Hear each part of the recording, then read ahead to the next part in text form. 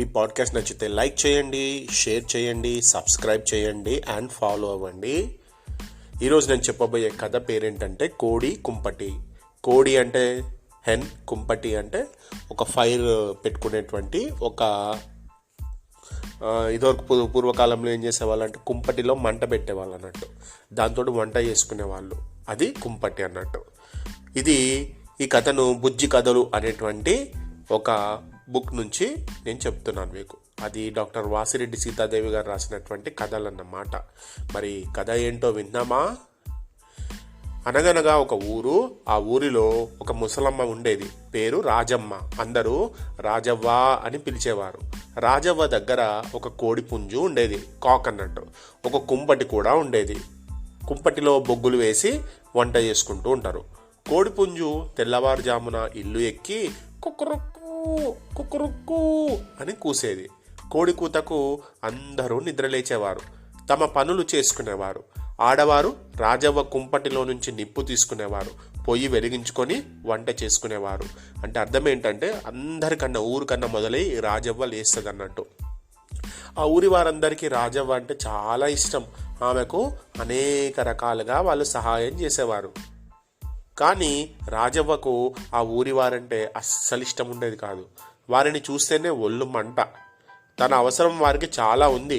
తన కోడి కూయకపోతే వారు ఎలా నిద్రలేస్తారు? తన కుంపటి లేకపోతే నిప్పు ఉండదు, నిప్పు లేకపోతే వంట చేసుకోలేరు, తిండి లేక మాడి చస్తారు. అందుకే ఆ ఊరి వారంతా తన మీద కపట ప్రేమ చూపుతున్నారు అని అనుకునేది రాజవ్వ. ఇదివరకు పూర్వకాలంలో ఇప్పుడున్నట్టు మనకు లైటర్స్, గ్యాస్ స్టవ్స్ అలాంటివి లేవు. అప్పుడు ఎవరింట్లోనైనా పొయ్యి వెలిగిస్తే వాళ్ళు చాలా కష్టపడేవాళ్ళు నిప్పు తీసుకురావడానికి. సో ఆ నిప్పుని తెచ్చిన తర్వాత అక్కడి నుంచి ఆ నిప్పుని తీసుకొని వేరే వాళ్ళు కూడా యూజ్ చేసుకునేవాళ్ళు అన్నమాట. అయితే రోజు రోజుకి రాజవ్వకు ఆ ఊరి జనం మీద చాలా కోపం పెరిగిపోయింది. ఎలా అయినా సరే వారికి తగిన శాస్తి చేయాలి అనుకుంది. ఒకనాటి అర్ధరాత్రి రాజవ్వని లేచి నిలబడింది. కోడిని సంకన ఇరికించుకుంది, కుంపటి నెత్తిన పెట్టుకుంది. మెల్లగా అడుగులు వేస్తూ ఊరి పొలిమేర దాటింది. ఇక ఊరి అవతలికి వెళ్ళిపోయింది అన్నట్టు. ఎందుకు వెళ్ళిపోయింది అంటే ఒక నిమిషం ఆగి వెనక్కి తిరిగి ఊరికేసి చూసింది. బోసినోరు తెరిచి నవ్వింది. నా కోడి కుంపటి లేకుండా ఎలా బతుకుతారో బతకండి చూస్తాగా అంటూ చరచర వెళ్ళిపోయింది. అంటే రాజవ్వ ఆ ఊర్లోంచి వెళ్ళిపోయింది. తన కోడిని కుంపటిని తీసుకొని వెళ్ళిపోయింది. ఈమెమనుకుంటుందంటే ఈమె తప్ప వేరే ఎవరు ఈమె సహాయం చేస్తేనే అందరికీ ఉపయోగం ఉంటుంది, లేకుంటే ఎవరు ఏం చేసుకోలేరు అని అనుకుంటుంది. మరి అలాగే ఉన్నారు ఆ ఊరు వాళ్ళు.